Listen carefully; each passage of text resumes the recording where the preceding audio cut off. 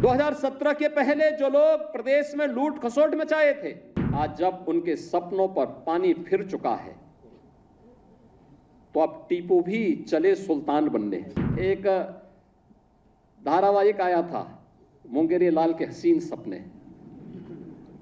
सपना देखना, वैसे भी इन लोगों को सपने ही दिखाई देते हैं। सपने देखने की इन लोगों की आदत रही है और आज ये लोग फिर से अपना रंग और रोगन बदल करके फिर नए रूप में आपके सामने प्रदेश की जनता को गुमराह करने के लिए फिर से आना चाहते हैं। बुलडोजर पे हर एक व्यक्ति के हाथ नहीं फिट हो सकते, इसके लिए दिल और दिमाग दोनों चाहिए। बुलडोजर जैसी क्षमता और दृढ़ प्रतिज्ञा जिसमें हो वही बुलडोजर चला सकता है। दंगाइयों के सामने नाक रगड़ने वाले लोग बुलडोजर के सामने वैसे ही पस्त हो जाएंगे। हम लोग 6.5 लाख से अधिक सरकारी नियुक्ति प्रदेश के युवाओं को देते हैं। इन युवाओं ने अपनी ऊर्जा और प्रतिभा का लाभ प्रदेश को दिया है। आज जब हमारे पास मैन पावर की कमी पूरी हुई तो यही प्रदेश जो देश के विकास का बैरियर माना जाता था, आज सरपट तरीके से दौड़ता हुआ दिखाई दे रहा है। और यही प्रदेश जो बैरियर था आज देश के विकास का ग्रोथ इंजन बना है। यही प्रदेश ग्रोथ इंजन बन करके उभरा है। आज से 7.5 वर्ष पहले यह प्रदेश देश की 7वीं बड़ी अर्थव्यवस्था के रूप में जाना जाता था कि अर्थव्यवस्था में 7वें नंबर पर थे। आज यही प्रदेश नंबर 2 की अर्थव्यवस्था बन चुका है। और मेरा यह मानना है कि नियुक्ति की प्रक्रिया जितनी पारदर्शी होगी और जितनी निष्ठा और ईमानदारी के साथ नियुक्ति हो रही है, उसी निष्ठा और ईमानदारी के साथ अगर हर कार्मिक कार्य करने लग जाएगा तो अगले 3 से 4 वर्ष में उत्तर प्रदेश देश की नंबर 1 की अर्थव्यवस्था होगा। नंबर 1 की अर्थव्यवस्था का मतलब हर हाथ को काम होगा, हर चेहरे पर खुशहाली होगी, हर बेटी सुरक्षित होगी, हर व्यापारी का सम्मान होगा, अन्नदाता किसान प्रसन्न होगा और समाज में चारों ओर खुशहाली होगी। और उस खुशहाली को लेकर के ही डबल इंजन की सरकार कार्य कर रही है, बिना भेदभाव के कार्य कर रही है। 2017 के पहले जो लोग प्रदेश में लूट खसोट मचाए थे, आज जब उनके सपनों पर पानी फिर चुका है तो अब टीपू भी चले सुल्तान बनने। सपना देख रहे हैं, सपना देख रहे हैं। आपने देखा होगा ना, आज से 8-10 वर्ष पहले एक धारावाहिक आया था मुंगेरी लाल के हसीन सपने। सपना देखना, वैसे भी इन लोगों को सपने ही दिखाई देते हैं। सपने देखने की इन लोगों की आदत रही है, क्योंकि तब जब जनता ने इन्हें अवसर दिया था तब उन्होंने प्रदेश के युवाओं के भविष्य के साथ खिलवाड़ करने में कोई गुरेज नहीं की थी। पहचान का संकट खड़ा किया था, पहचान का संकट खड़ा किया था प्रदेश के सामने, युवाओं के सामने, व्यापारियों के सामने, यहां के उद्यमियों के सामने। और इन युवाओं के भविष्य के साथ खिलवाड़ किया था। आज तो मैं देख रहा था, ये युवा आज तो चाहे वह किसी भी जिले का हो, आज नियुक्ति प्राप्त करने का अधिकारी दिखता है, बेझिझक आ सकता है। और इसलिए मैं कह रहा हूं कि आपकी प्रतिभा है, आप सिलेक्शन हो गए। आप में क्षमता थी, आपका सिलेक्शन हो गया। कोई आपके मार्ग में बैरियर नहीं बना।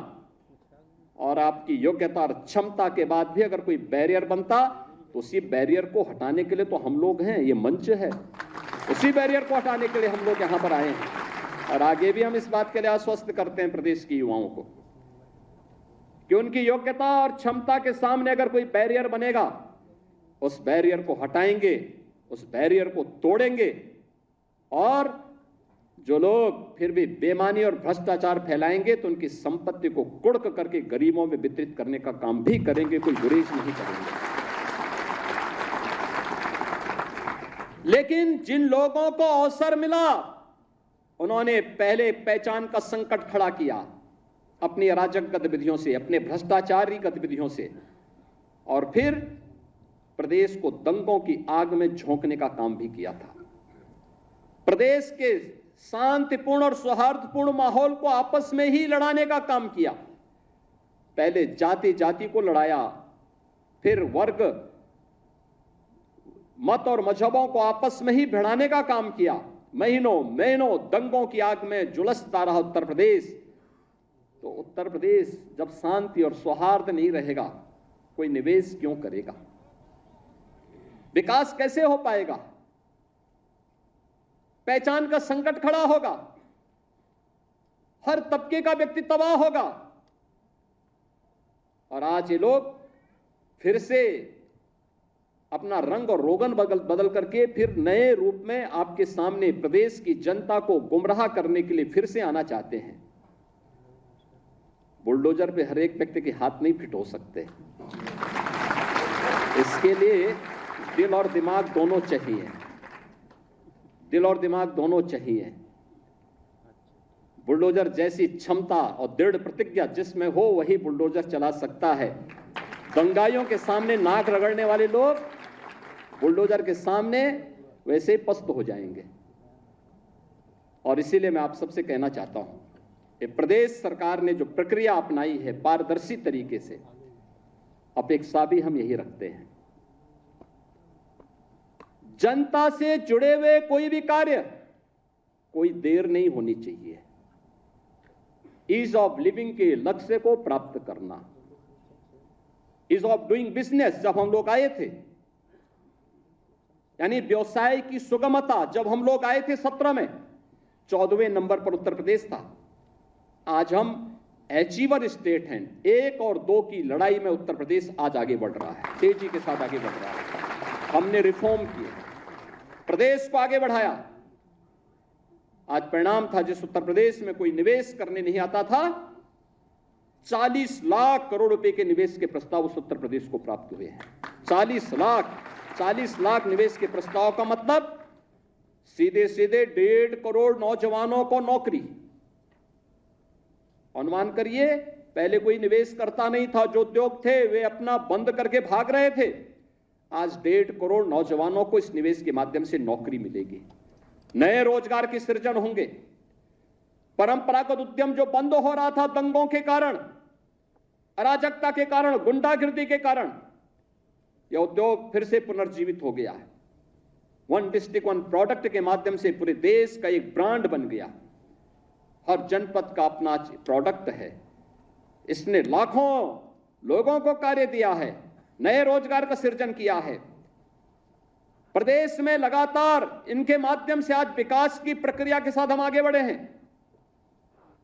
कनेक्टिविटी बेहतर हुई है, एक्सप्रेसवे के रूप में, इंटर स्टेट कनेक्टिविटी के रूप में जनपद मुख्यालयों को 4 लेन के साथ जोड़ा गया है।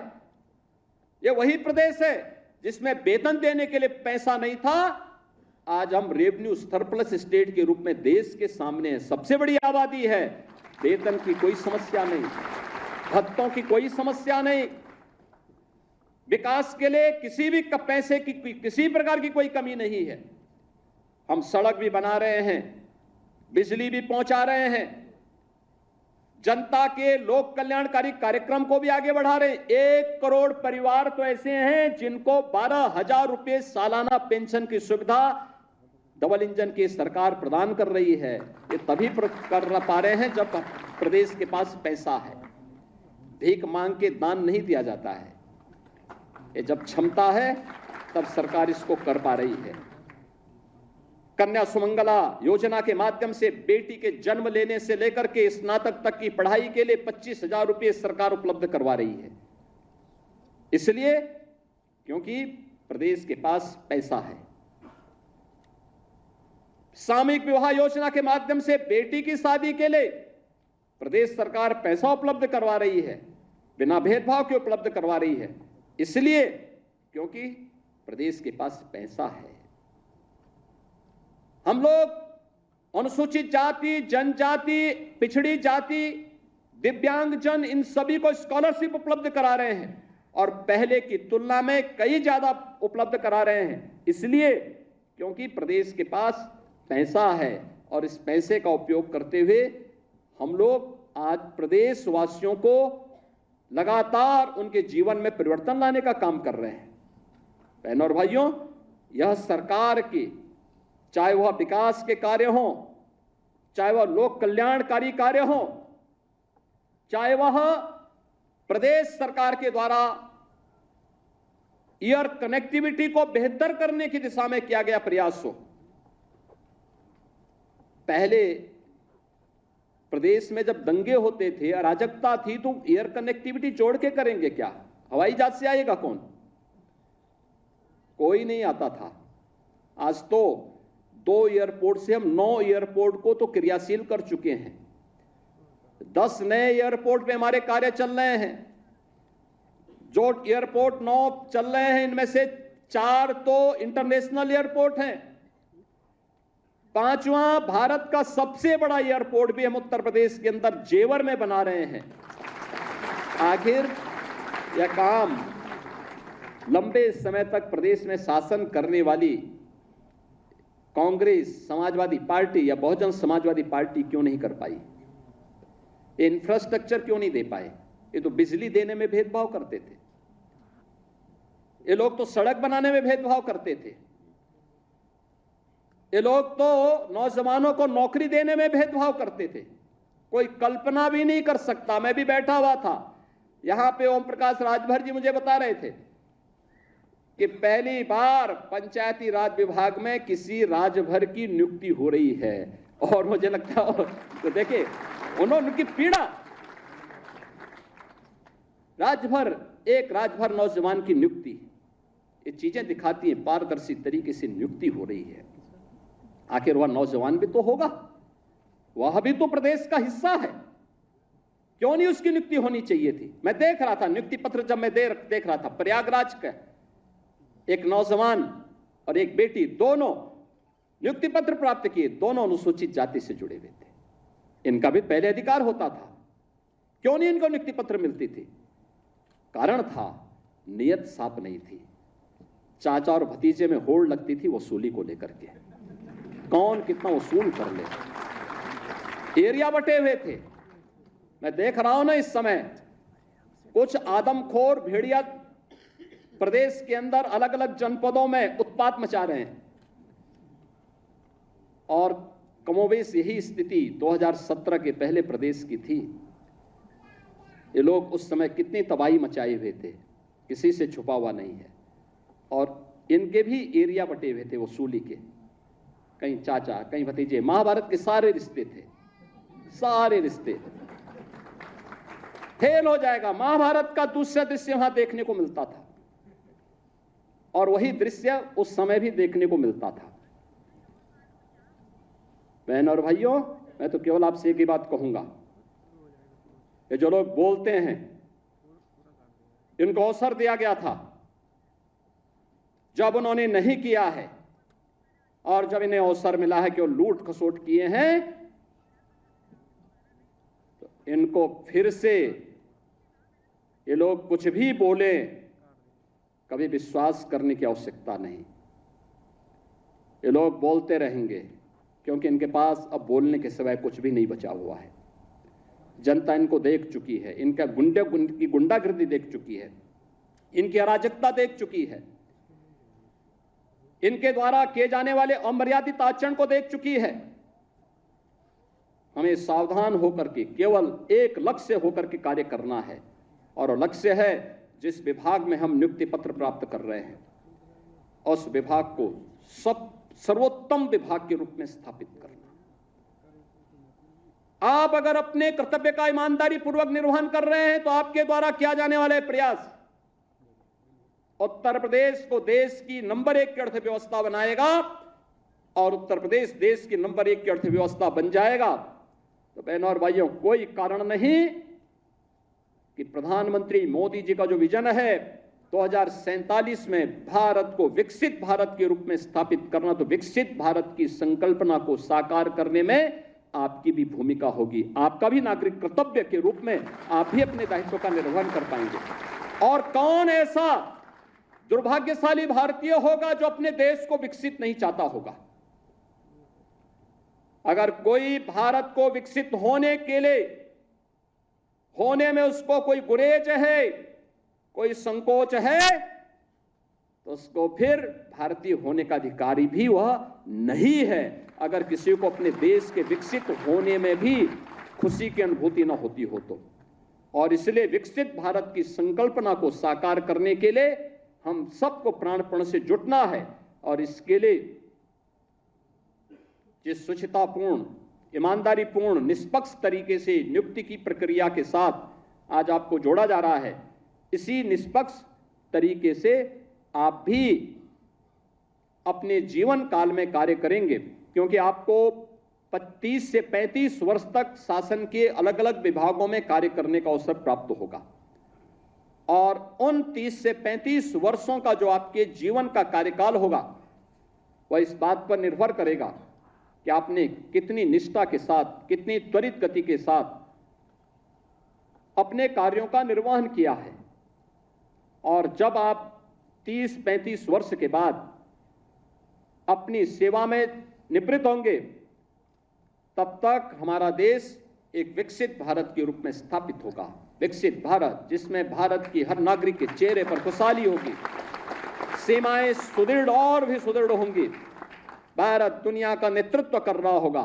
उस विकसित भारत की संकल्पना के लिए समर्पित भाव के साथ हम सबको कार्य करना है। मैं एक बार फिर से आपके सभी जो 1334 हमारे अभ्यर्थी आज यहां पर नियुक्ति की प्रक्रिया के साथ जुड़े हैं, आप उनके सभी अभिभावकों का मैं अभिनंदन करता हूं। उनके सपने साकार हो रहे हैं। अधीनस्थ सेवा चयन आयोग ने इस प्रक्रिया के माध्यम से, पारदर्शी नियुक्ति की प्रक्रिया के माध्यम से उन्हें नियुक्ति पत्र वितरित किया है, ये वितरण किया जा रहा है। सभी सफल अभ्यर्थियों को मैं हृदय से बधाई देता हूं। अधीनस्थ सेवा चयन आयोग के सभी अधिकारियों को भी हृदय से धन्यवाद देते हुए आप सबके प्रति अपनी शुभकामनाएं देता हूं और विश्वास करता हूं कि आप विभाग में सर्वोत्तम करने का प्रयास करेंगे। आप सबके प्रति मेरी शुभकामनाएं। धन्यवाद। जय हिंद।